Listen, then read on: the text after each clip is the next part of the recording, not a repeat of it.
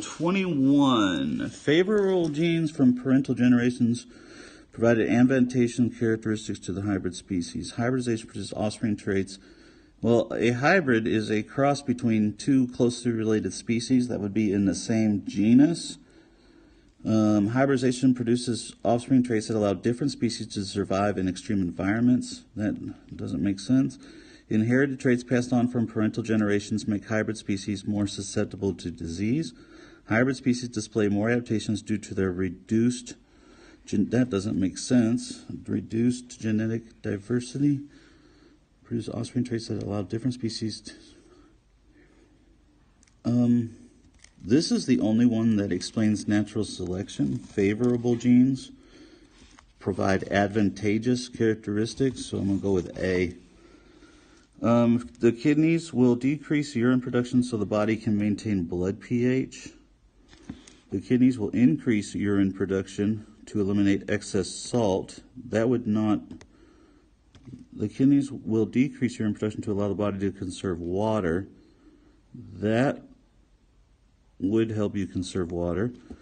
Will increase urine production so the body can absorb more nutrients.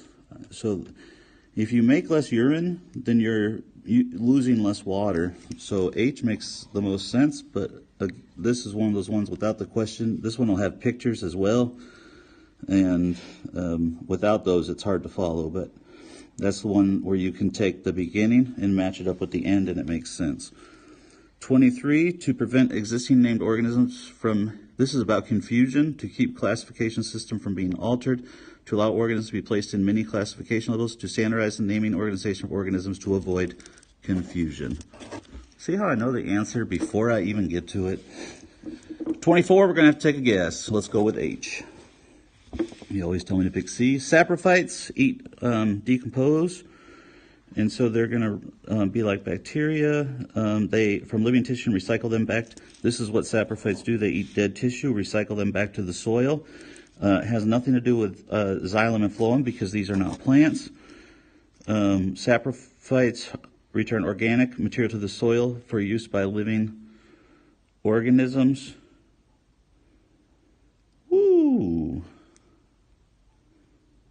Yeah, saprophytes. Saprophytes are not parasites.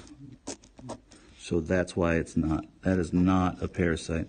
It is a like a scavenger decomposer, so I think D is our best answer.